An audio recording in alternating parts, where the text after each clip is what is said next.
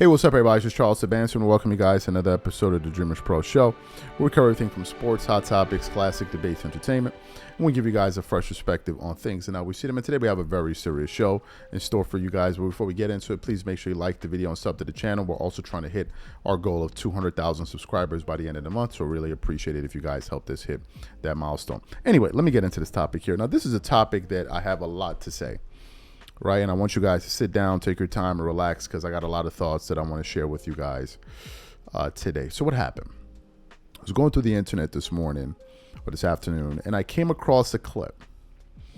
And it was a clip that was published by ESPN just about an hour or so ago, maybe by the time you guys see it, maybe a few hours after.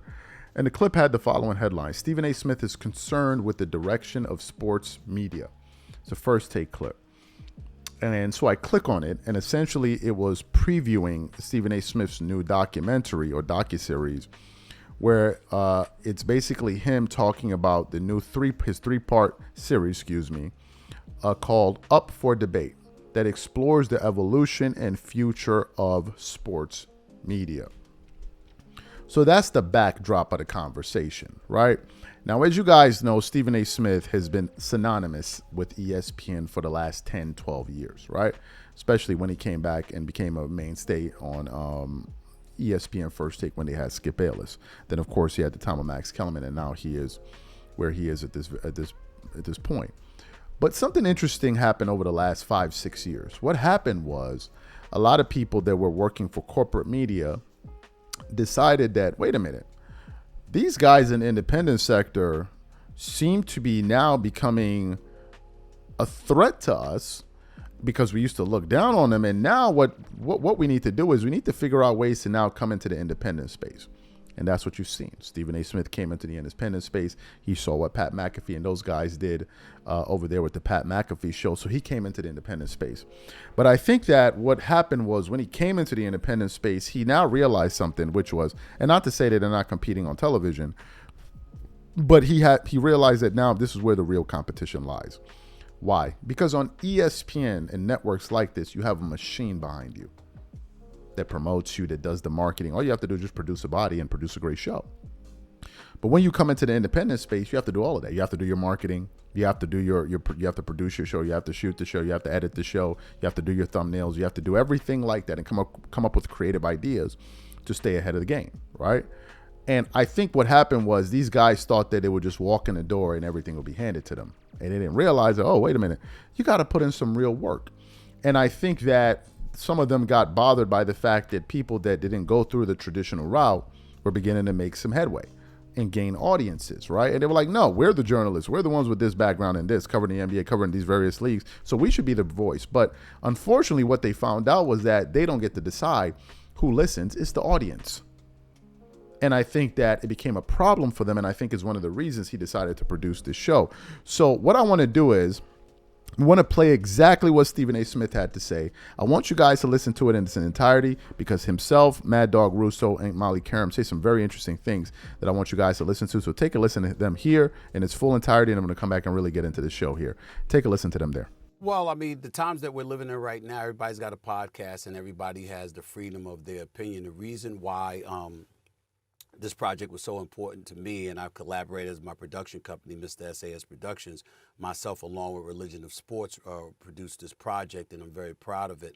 It was important to me because I remember from the days of Howard Cosell to the Sports Centers to Mike and the Mad Dog with Mad Dog Russo doing his radio show, to First Take with Skip Bayless, to now me, to seeing what the industry has transitioned into where everybody has a voice. It wasn't like that once upon a time. And the level of discourse that you're witnessing right now, you don't know where it's coming from a lot of times. A lot of people have become incredibly popular. You've got a situation right now where people like Shannon Sharpe and others have highlighted they're making more money now than he made as a professional athlete, for crying out loud. There's so many opportunities. Joe Rogan is such a huge, huge figure in this industry with what he's been able to accomplish along with the bevy of others. And you can't say enough about it. But the flip side to it is that no one knows where the hell it's going. There's nothing policing anything, it seems. You go out there, you have a voice, it resonates. what is the industry turning into? What is it transformed into? This is why it was important to talk to Mad Dog Russo for this project, important to talk to a guy like Michael Wilbon and others for this project. I watched sports from the days of Howard Cosell. To me, it all originated from him in terms of sports commentary. And we saw Sports Center folks become personalities. We saw Mike and the Mad Dog all of a sudden become huge personalities. And talk radio boomed because of it. And the advent of the podcast world and what have you has come into focus. And so looking at the industry, where it was, where it is, where the hell is it going? This is something that I think that the sports world really, really would be very, very interested in and beyond, because it's not just sports with podcasts. It's a bevy of other industries as well. It was something that I thought was important to tackle. And that's why I took on this project with the fervor that I did. And I hope everybody enjoys it. Yeah, Stephen, I find it so fascinating, even being on this show for just 8 years, how much the landscape has changed and the opportunities now in media. But Mad Dog, I'm curious from your perspective, because you're also a pioneer in this space, in addition to Stephen A. with Mike and the Mad Dog. You know, I'm not trying to date you, but grew up listening to you in the car with my dad. You know, you're a fixture, a staple, right, in this tri-state area. Everyone knows Mike and the Mad Dog. What do you think of where we are right now? Well, I mean, it's, I think, much more right now of a TV industry than it used to be, where it was really a radio industry. I think TV is, the power of television is incredible.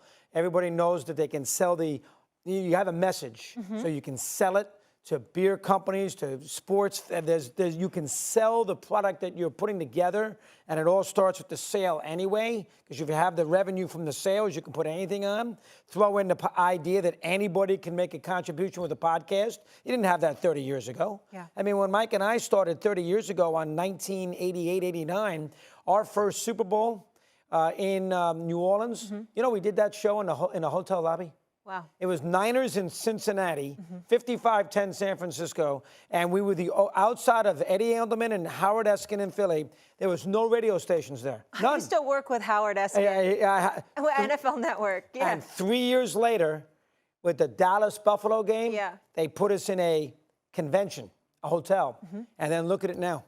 Stephen walks in there with his buddies, and he's got all his, you know, he's got his 5 or 6 stations. He's got his security. It's funny to see him walk in there. There's millions and millions of radio stations, you know, and podcasters doing all their thing. And then you throw up the power of television. I think that's very, very important, and I'm a perfect example of that. I can sometimes scream out the window. Who knows who's listening? I come over here. I do 5 minutes with him. I scream at him, have a fight with J.J. Redick. The whole world's paying attention. Because people follow sports now in clips. In the old days, they listened. All right, half hour here. Now they watch Stephen A. in a clip. They listen to Joe Rogan in a clip. They put me on with the Mad About in a clip. And it's easy to listen to things and watch things in clips. And so the whole world is paying attention. You did not have that 30, 40 years ago under any circumstances. And you have the social media. And you have that's the streaming. That's part of it. And you have YouTube and all those different things. So you heard what they had to say. What he had to say in specific. Folks, I want to break it to you. Give you guys some news. This may excite some of you people. So some of you guys, excuse me. Some of you may care. Some of you may not care. But I want to break some news to you.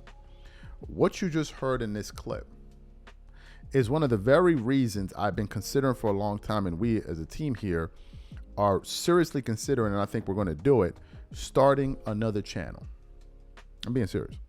Starting another platform, rather, where we can focus on larger societal issues, talk a little bit about politics, talk a little bit about economics, and talk about things that are happening around the world and in the culture. Because if I'm being honest with you, I'm getting sick of being a part of sports media, and I'll tell you why. The reason I'm getting sick of being a part of sports media is because there's a lot of gatekeeping that goes on. There's a lot of gatekeeping. There's a lot of, I have a right to talk, you don't have a right to talk. He should be talking, he should be talking, and he should be talking, and the rest of you need to shut the hell up. Essentially, what Stephen A. Smith is speaking to is he's speaking to the decentralization of opinions, of media. That's what I think the fear is. Because traditionally, opinions were dispersed from either large publications, newspapers, or large media networks like ESPN, Fox Sports, maybe NBC, whatever.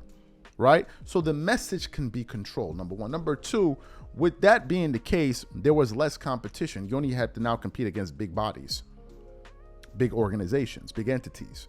But now with the advent of social media and websites like YouTube, Rumble, and podcasting and all of that, you've now created more space for more voices to be there. So what has happened is, that now there's more competition. Yes, it means that you may need more regulation in terms of understanding what's true and what's not. Essentially what I'm talking about is clickbaiting and coming up with false stories and all of that, because that certainly takes place. But at the heart of it, that's what he's talking about here. And now what is happening is you see that people are beginning to go away from from linear TV, and now consuming content differently. That's why I wanted you guys to listen to what Mad Dog Russo had to say about how people are consuming content. They realize, like, okay, wait a minute. People are no longer tuning into television the way that they used to, so we need to get out here and compete. But what they discovered was once they got out there, the marketplace was already crowded. So they then started to use every single advantage they had in the book to try to gain a leg up and then act like as if it's happening because just on the merit. That's the part that kills me. Stephen A. Smith, a lot of these guys have machines behind it. Let me ask you a question. If we were appearing on ESPN 2 days a week, don't you think it would be growing a little bit faster? Don't you think that would give us a little bit of, well, of course it could. So imagine being on it all 24/7 or at least 5 days a week. What do you think is going to happen? Obviously, you're going to get a boost in your viewership and your views. What if you're a celebrity? That's also going to play in your benefit. Now, what kills me is that Stephen A. Smith has celebrity. He has the fact that he works for ESPN, and yet he's still complaining that he's concerned about the way things are. How do we know what was being said on television was true anyway? Somebody said, but it is true. Then why do we have so many cases of athletes having issues with reporters? I didn't say this. You're twisting my message. You're trying to do this and you're trying to do that. And what's also happening with the advent of social media is now you have athletes that can go out there and correct, or rather respond to some of the things that these people are saying on television, which also presents another problem. So that's really what all of this is about in my personal view. Personally, I'm getting sick of talking about sports media. Number one. Number two, I think there's just a greater vertical out there where you can have more freedom and have a more diverse conversation around larger issues.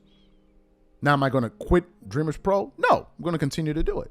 But I'm beginning to realize that they're gatekeepers in this thing. There's a lot of people that are getting a leg up just for the simple fact of who they are. And I believe those people cannot get away with it in politics. I believe they can't get away with it on other social issues or economics. I believe that just because you're an economist or just because you're a political scientist, that doesn't mean that whatever you say is the truth, because people are going to push back, because the people you're now dealing with are more educated people. And they're going to be reading about the issues. They're going to be like, no, you're lying. No, you're wrong. And they're not just going to take your word because, well, I'm a politician or I'm a lawyer or I'm this person. And I think that space is more attractive. Because now what you have is, well, I played in the NBA, so everything I say is right. And you didn't play in the NBA and everything you say is wrong. Really? Really? So that's the space we find ourselves in. I personally, man, I mean, I enjoy it. I enjoy everything it's done for us. But, man, they got some serious problems in sports media. And one of them is this gatekeeping stuff. That's all it is. They want to stop other people and then still control how the message is being disseminated. And it should only be us. We should be the select few people that get to talk, and the rest of you need to sit back and listen. Why? It's my thoughts. Whatever you guys think, leave your thoughts in the comments when we catch you guys. And and we start the show. I think some of you guys are going to enjoy it, and we're definitely going to preview. We're looking to start it in the fourth quarter of this year to just really understand what we want to do. But I think a lot of you guys are going to enjoy it. Or at least a small amount of you guys will enjoy the show. So enjoy that show. So we'll definitely keep you guys posted if that's something you're interested in.